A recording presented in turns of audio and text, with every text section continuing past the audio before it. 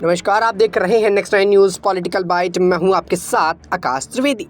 केंद्रीय मंत्री स्मृति ईरानी द्वारा वर्ष 2004, 2011 और 2014 में निर्वाचन आयोग के समक्ष दायर 3 हलफनामों में अपनी शैक्षणिक योग्यता के बारे में गलत और भ्रामक जानकारी देने का आरोप लगाते हुए दायर की गई पूर्ण परीक्षा याचिका के आधार पर दिल्ली हाई कोर्ट में 19 अक्टूबर को सुनवाई हुई। दर्शकों, आपको बता दें कि याचिका अहमर खान ने उनकी शिकायत को खारिज करने की निचली अदालत को निर्णय को चुनौती देते हुए पुनर्निरीक्षण याचिका दायर की। याचिका पर न्यायमूर्ति स्वर्णकांत शर्मा की पीठ ने अभियोजन पक्ष समेत अन्य नोटिस भी जारी कर दिए और उसकी मांग की। वहीं आपको बता दें, खान ने शिकायत में आरोप लगाया कि केंद्रीय मंत्री ने लोकसभा और राज्यसभा चुनाव के लिए नामांकन दाखिल करते हुए निर्वाचन आयोग के समक्ष दायर 3 हलफनामों में अपनी शैक्षणिक योग्यता के बारे में जानकारी दी गई थी। वहीं आपको बता दें कि वर्ष 2004 में चांदनी चौक से लोकसभा चुनाव लड़ने के लिए ईरानी ने अपने हलफनामे में कहा था कि उन्होंने 1996 में दिल्ली विश्वविद्यालय के BA पूरा किया है। वहीं गुजरात से राज्यसभा के लिए चुनाव लड़ते समय वर्ष 2011 में एक हलफनामा दायर करते हुए कहा कि उनकी शैक्षणिक योग्यता DU से वर्ष 2094 में BCom पार्ट 1 की है और ऐसे में उन्होंने ये दोनों दस्तावेज सौंपे। और आपको बता दें कि सुनवाई के दौरान दिल्ली सरकार की तरफ से पेश हुए आंतरिक लोक अभियोजन ने कहा कि खान ने सत्र न्यायालय के जाने के बजाय सीधे हाई कोर्ट के पुनर्निरीक्षण याचिका पर दायर कर दी गई थी। वहीं खान की तरफ से पेश हुए अधिवक्ता ने कहा कि याचिका सुनवाई योग्य क्योंकि छात्र न्यायालय और हाई कोर्ट के पास समान क्षेत्राधिकार है। खान का कहना है कि 3 हलफनामों के विसंगत है और स्मृति ईरानी ने जानबूझकर गलत जानकारी दी। और ऐसे में आपको बता दें दर्शकों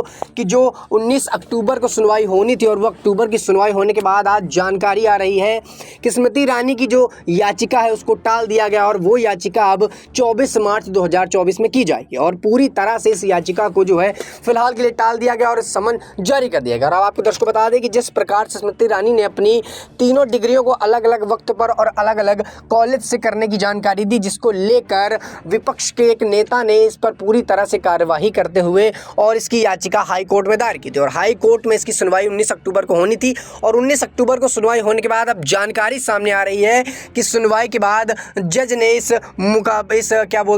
मुकदमे को फिलहाल के लिए जो है टाल दिया और आने वाले मार्च में यानी कि 2024 में इसको सुनवाया जाएगा और 24 मार्च में इसकी अगली सुनवाई होगी। अब ऐसे में दर्शकों देखना ये होगा कि जिस प्रकार से मानहानि मामले पर राहुल गांधी को जेल हुई थी और आपको बता दें कि मानहानि मामले पर अभी संजय सिंह यानी कि आम आदमी पार्टी के तमाम नेता इस वक्त इसमें फंसे हुए हैं और ऐसे में एक और डिग्री का मामला सामने आ रहा है, वो है स्मृति ईरानी का। और स्मृति ईरानी पर अब तक कोई कार्यवाही नहीं हुई है, ना ही कोई शिकायतकर्ता की द्वारा जो याचिका दायर की थी उसको लेकर कोई जानकारी सामने आ रही है। पूरी तरह से कोर्ट ने इसके समन को रोक लगा दी और आने वाले मार्च यानी 2024 में इसकी सुनवाई की जाएगी।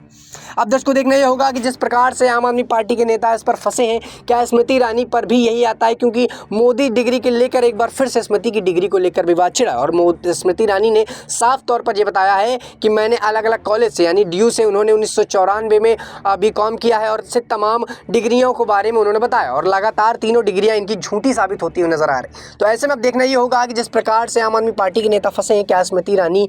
पर भी कोई कार्रवाई होती है या फिर नहीं। फिलहाल के लिए इतना ही। देश दुनिया की तमाम खबरों से जुड़े रहने के लिए आप देखते रहिए नेक्स्ट 9 न्यूज़ पॉलिटिकल बाइट।